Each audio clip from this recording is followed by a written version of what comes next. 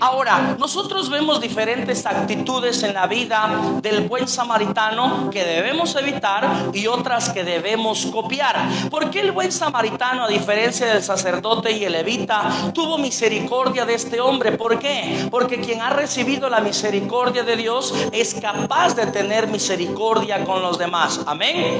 Levanta tu mano derecha y repite conmigo: quien ha sido rescatado por Dios siempre va a buscar la salvación de todos los demás. Amén. Un aplauso al Señor.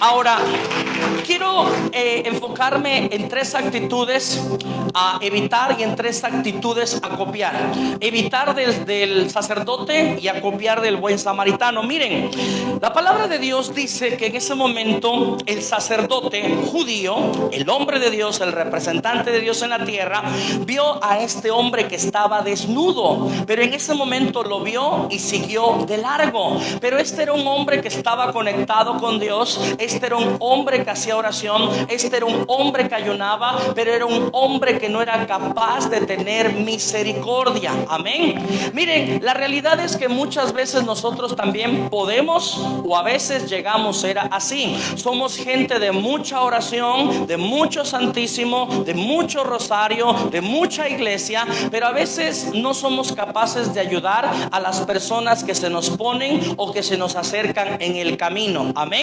Pero quiero que entendamos esto. Miren, la cruz de Cristo es horizontal y es vertical, es hacia arriba y es hacia los lados. ¿Qué significa esto? Significa que entre más te conectes con Dios y más te llenes de Dios, más tienes que conectarte con los demás, más tienes que servirle a los demás. El problema es que muchos tenemos una cruz mocha, la cual nada más es para arriba. Yo nomás amo a Dios, sirvo a Dios, adoro a Dios, busco a Dios, pero no reflejo ese Dios en la vida de los demás. Y a veces muchos, en vez de tener una cruz como tiene que ser, nada más tenemos un palito. Amén. Tócale el hombro a la persona que está a un lado y le vas a decir: lo que recibes del cielo lo das a los demás, sea sabiduría, sea bendición o sea economía.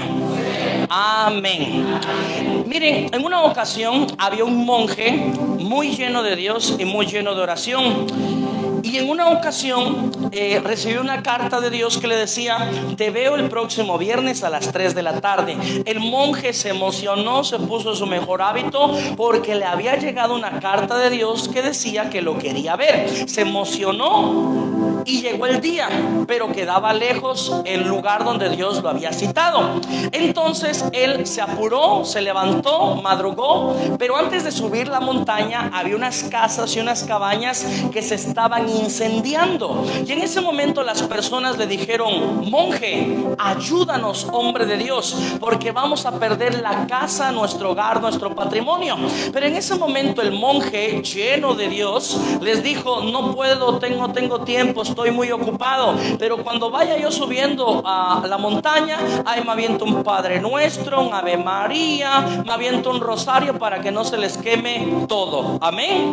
Entonces, cuando el monje llegó a donde Dios lo había citado, llegó un poquito antes, pero dieron las 3, las 3:05, las 3:15, las 3:30, y en ese momento se sorprendió porque Dios no llegaba. Pero en ese momento, cuando se sentó en la piedra, vio otro recado que decía: hijo mío, discúlpame, ya venía yo para acá, pero antes de subir me encontré unas casas que se estaban quemando y me quedé a ayudar a apagar el incendio. Nos vemos otro día. Amén.